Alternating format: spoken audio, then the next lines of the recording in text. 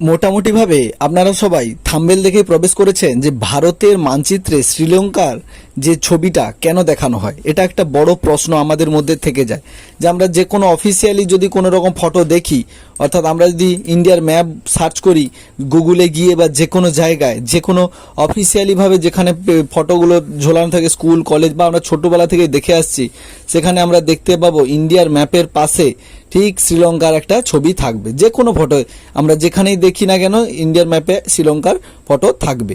তো এর কারণ কি কি কারণে ইন্ডিয়ার ম্যাপে ভারতের ম্যাপে এই শ্রীলঙ্কার ফটোটা থাকছে? কারণ একটা নিশ্চয়ই রয়েছে। তো সেই কারণ সম্পর্কিত আজকে বিস্তারিত ভিডিওটি।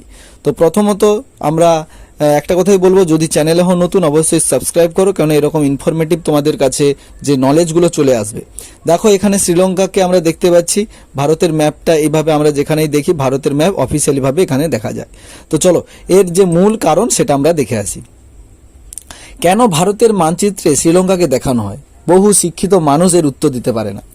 আমরা ছোটবেলা থেকেই ভারতের মানচিত্র দেখেছি, আর সেই মানচিত্র বিভিন্ন রাজ্যের সীমানা নির্দেশ করতে দেখানো হয়, কিন্তু এই মানচিত্রে পাকিস্তান বা নেপালের সীমানা আলাদা করে দেখানো হয় না।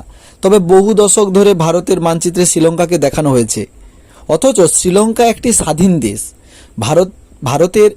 ভারতের এর ওপরে কোনো অধিকার বা কৃতিত্ব নেই। তাহলে কেন ভারতের মানচিত্রে শ্রীলঙ্কাকে দেখানো হচ্ছে? অর্থাৎ শ্রীলঙ্কা একটা স্বাধীন আলাদা দেশ, ভারত একটা আলাদা দেশ, তাহলে কেন আলাদা হওয়া সত্ত্বেও তাকে কেন দেখানো হচ্ছে ভারতের মানচিত্রে? তার মূল টপিক এখানে রয়েছে সমুদ্র আইন, ল অফ দ্য সি।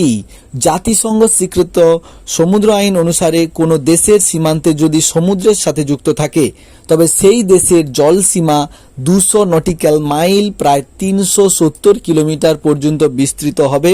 370 কিলোমিটারের মধ্যে সংশ্লিষ্ট দেশের নৌবাহিনীর মোতায়েন থাকতে পারে এবং সেই এলাকায় দ্বীপ ও গঠনগুলিকে মানচিত্রের অন্তর্ভুক্ত করতে হবে। আরও একটা জিনিস কি, এই নিয়ম অনুসারে ভারতের শেষ সীমা তামিলনাড়ুর ধনুষ্কড়ি থেকে শ্রীলঙ্কার দূরত্ব মাত্র 18 কিলোমিটার। তাই সমুদ্র আইনের ভিত্তিতে ভারতের মানচিত্রে শ্রীলঙ্কাকে অন্তর্ভুক্ত করা বাধ্যতামূলক করা হয়েছে। এইটা লক্ষ্য করো, দেখতে পাচ্ছ এই জায়গাটা থেকে এই জায়গাটা দূরত্ব কি, আর সেই সমস্ত কারণেই কিন্তু আমাদের এই 200 নটিক্যাল অর্থাৎ 370 কিলোমিটারের মধ্যে এইটা হচ্ছে বলেই কিন্তু মূলত আমাদের ভারতের মানচিত্রে শ্রীলঙ্কাকে দেখানো হচ্ছে। অর্থাৎ ভারতের মানচিত্রে শ্রীলঙ্কাকে দেখানোর মূল কারণ হচ্ছে তাহলে কি না সমুদ্র আইন। এটা কিন্তু অনেকে জানে না, ঠিক আছে। যদি ভারতের মানচিত্রে শ্রীলঙ্কাকে না দেখানো হয় তাহলে তা সমুদ্র আইন লঙ্ঘন করা হবে। তাই প্রতিটি সরকারি মানচিত্রে শ্রীলঙ্কাকে দেখানো বাধ্যতামূলক। 1956 সালে জাতিসংঘ সমুদ্র আইন সংস্কার একটি প্রস্তাব গ্রহণ করে। এরপর 1973 থেকে 1972 সালের মধ্যে তৃতীয় সম্মেলনে এই আইন অনুমোদিত হয়। এই সময়কালে আরও বেশ কিছু সমুদ্র আইন পাস হয়। 1956 সালে জাতিসংঘ সমুদ্র আইন সংক্রান্ত একটি প্রস্তাব গ্রহণ করে। তারপর 1973 থেকে 1982 সালের মধ্যে তৃতীয় সম্মেলনে এই আইন অনুমোদিত হয়। এই সময়কালে আরও বেশ কিছু সমুদ্র আইন পাস হয়। এই আইন অনুযায়ী যে কোনো দেশ তার সমুদ্র সীমার 200 নটিক্যাল মাইলের মধ্যে অর্থাৎ 370 কিলোমিটার মধ্যে থাকা সমস্ত দ্বীপ স্থাপনা মানচিত্রে দেখাতে বাধ্য।